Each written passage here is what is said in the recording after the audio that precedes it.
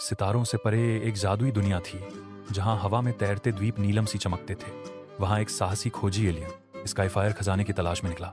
उसके पास एक प्राचीन चांदी पर बना नक्शा था और वह एक फीनिक्स पर उड़ते हुए उन रहस्यमय लोकों में गया जहां हवाएं फुसफुसाती थीं और जादुई दरवाजे चमकते थे। रास्ते में एक आग उगलता सुनहरा ड्रैगन मिला जिससे उसकी टक्कर हुई। चांदनी जादूगरनी की दी हुई तलवार से एलियन ने बहादुरी से लड़ाई की और किसी तरह जान बचाई।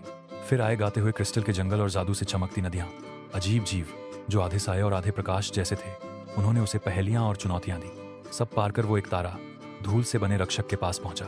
साहस और सच्चे दिल से उसने खजाने को खोला, सोना नहीं बल्कि ऐसा जादुई गोला जो दुनिया को चंगा कर सके। जैसे ही उसने उसे उठाया, पूरी कायनात गाने लगी और सितारे झूमने लगे।